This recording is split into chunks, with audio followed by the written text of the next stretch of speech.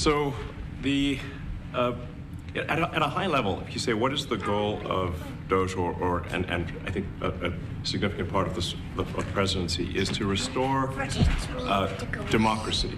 This may seem like, well, aren't we in a democracy? Well, if you don't have a feedback loop, okay, we would have to, if you it's all right. So, I tell you, gravitas can be difficult sometimes.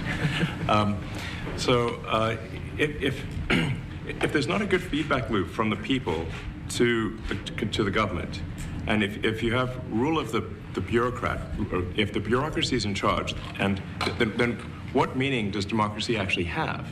If the people cannot vote and have their will be decided by their elected representatives in the form of the president and the Senate and the House, then we don't live in a democracy, we live in a bureaucracy. So it's incredibly important that we close that feedback loop, we fix that feedback loop, and that the public's elected representatives, the president, the House, and the Senate, decide what happens, as opposed to a large, unelected bureaucracy. This is not to say that there are good people who are in the federal bureaucracy, but you can't have an autonomous federal bureaucracy. You have to have one that is responsive to the people. That's the whole point of a democracy.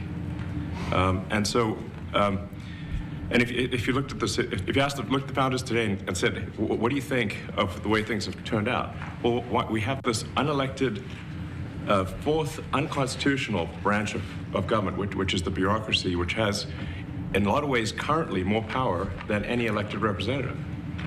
And this is not something that people want, and it does not match the will of the people. So it's just something we've got to fix.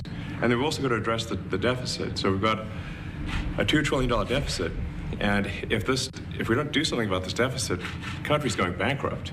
I mean, it's really astounding that the interest payments alone on the national debt exceed the Defense Department budget, which is shocking because we spend a lot of money on defense, and if that just keeps going, we're essentially going to bankrupt the country.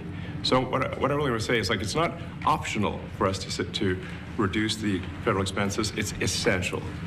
It's essential for America to remain solvent as a country. And it's essential for America to have the resources necessary to provide things to its citizens and not simply be servicing vast amounts of debt.